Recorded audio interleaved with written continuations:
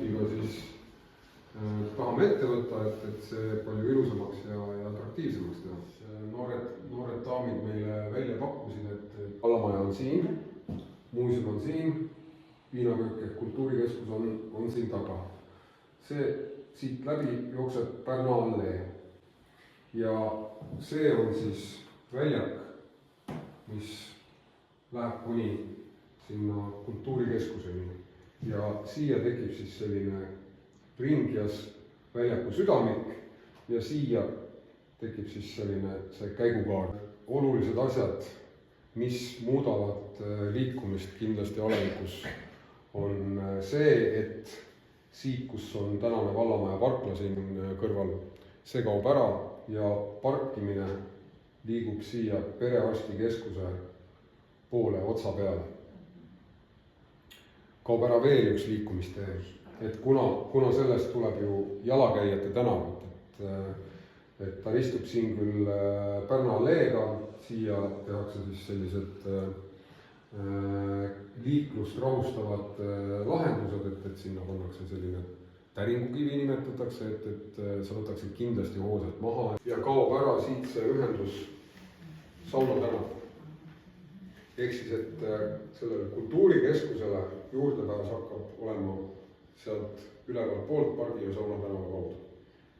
Ja selle põhjus on lihtsalt see, et sellest kulgeks inimeste ala, mitte autode ala. See on see mõte. Keskmine telg on peamiseks materjaliks, siin on siis graniitkivi, 2 tooni eri mõõtudes ja siia tulevad puidust sellised platvormid puhata ja pikniku pidada kahtlemata ja jõkke tuleb siis selline pontoonide peal poodisild. Aga kui sa saad seda muuseumi esist teha natuke suuremaks, kas tegelikult lähevad ikkagi kõik need puud siit maha? Ei, kõik ei lähe. Maha lähevad need puud, mis jäävad siia otse ikkagi selle platsi peale. Et need rohelised ringid on siis uusistutused. Ja teiselt poolt parklaservast lähevad ka need suured puud ära?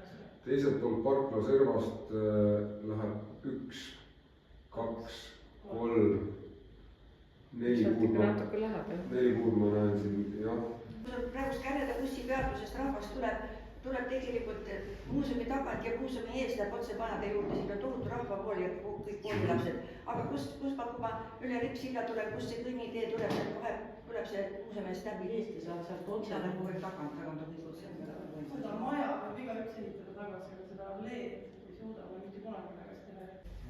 Ei no see kõik ju, mis me täna oleme maha võtnud, et see tuleb ju uusistutused, nagu ikka, et väljastus on. 15 aasta pärast on tagasi.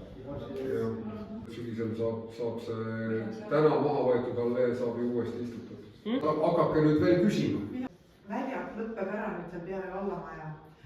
Et palju teil raha alles jäi, et tehke sealt kas või mingi kõnnitee, et ei peaks mööda teed minema kuni sinna järgmise selleni.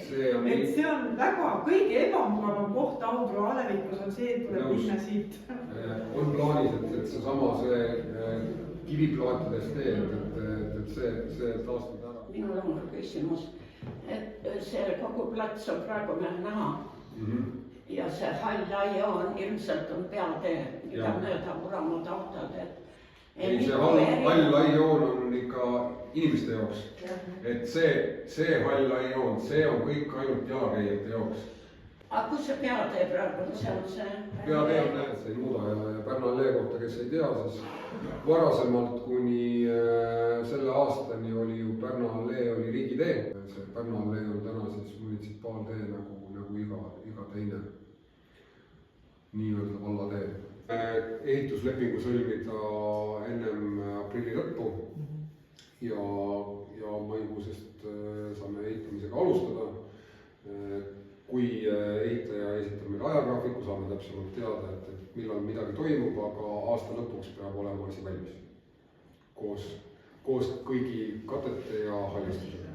Siis mina olen väga tänulik, et te tulite, võtsite vaevaks tulla ja ma usun küll, et me saame siia ühe ilusa asja ja saame sellise keskkonna, et mida meil ei ole ainuüksi endal hea vaadata, vaid ka nendel inimestel, kes tulevad Audrust läbi või kes tulevad Valgeranda või kes tulevad siia üldse külastama, et ma usun, et sellest väga uhke asi.